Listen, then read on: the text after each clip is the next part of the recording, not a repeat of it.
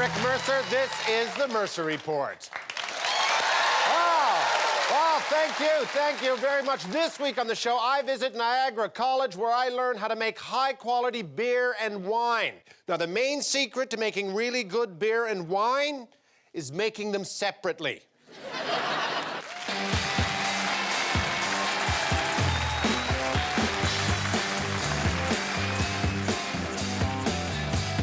For generations, young Canadians have struggled with the fine balance between post-secondary education and alcohol. Well, not here at Niagara-on-the-Lake. This week, the Mercer Report salutes the brave students at Niagara College who work diligently to ensure this nation's future beer and wine security.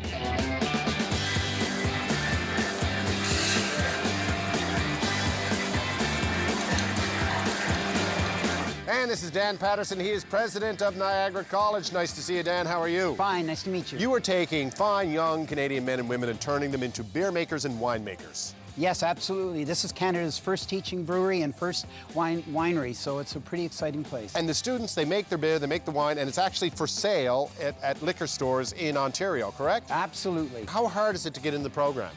Well, we have thousands of applicants each year. Thousands? There's a waiting list. Yes, absolutely. And how many do you take? We take 35 intake each year. So you have a better chance of getting into thoracic surgery than this program. It's tough. What are the placement rates like? How many people go on and fulfill their dreams, making beer and wine? 90% is the employment rate. It's You're just kidding me. It's absolutely. Those are oil sands numbers. Thank you very much. Okay, thank you. I'm going to go and I'm going to Thank you. explore this wonderful educational institution. Well, welcome to Niagara College. Education finally makes sense to me.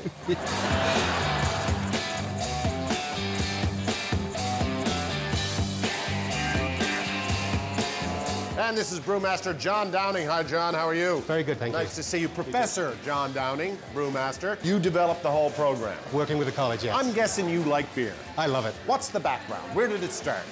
Beer? Yeah. No, not beer. You and beer. Where did the love of beer begin? I started making beer when I was 14 years old at home with my dad. God love you. Did you? How was it? Did it turn out? You didn't go blind or anything? It turned out good. My dad made some wine and it exploded, but my beer turned out good. How much beer are we going to make? Today we'll make about 500 liters. 500 liters? Yep. Wow. That's good because I brought 500 Tylenol. That's awesome. We're going to take our malt and we're going to pretty much crack it in half to expose the starch. Tastes like the stuff we used to feed our goat.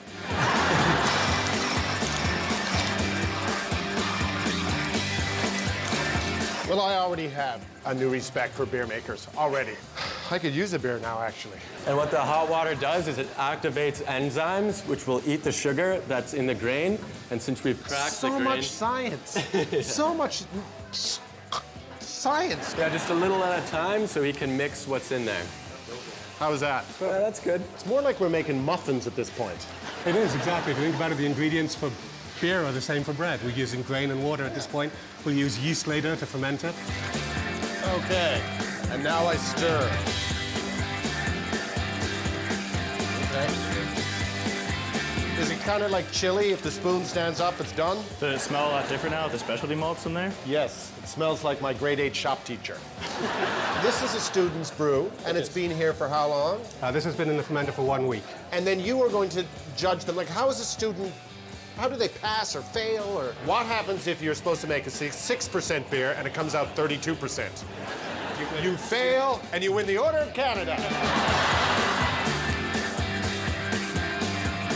Tell me this involves beer and not stirring. No. This is actually the best part. This is where we actually put it in the bottle. Pull that down. All right, you're going to take that to Chris. Oh, beautiful. There was a little too much in there. Not standard procedure, but... That's a nice beer. Thank you. That's really lovely. So basically, whoever's making the beer, you can add ingredients that are unique to your personality. Absolutely. Like if Stephen Harper was making a beer, he could add the tears of seasonal workers.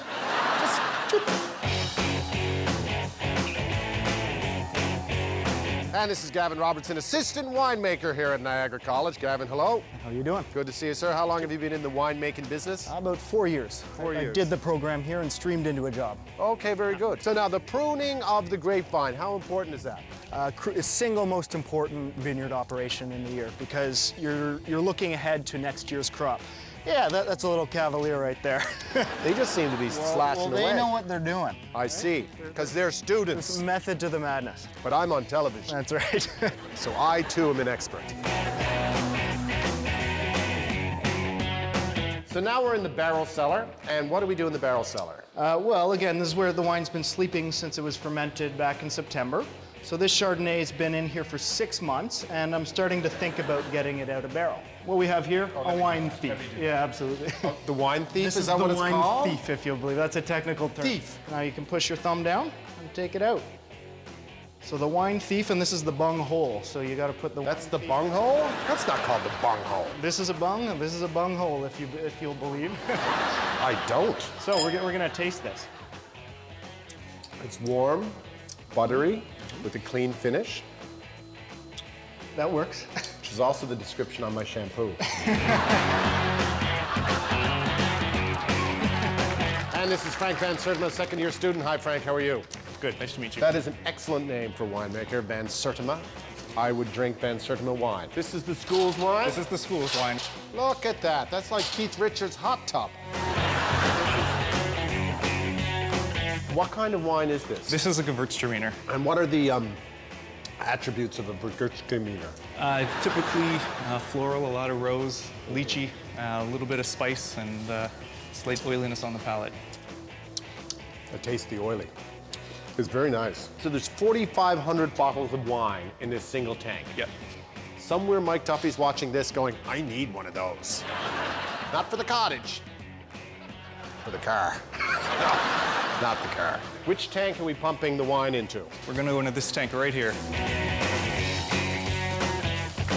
It's like the best farm ever. How many people have drank wine like this that aren't in the Senate? How many? Just me. That's the kind of day it's been. You're watching the Mercer Report on CBC. Cheers!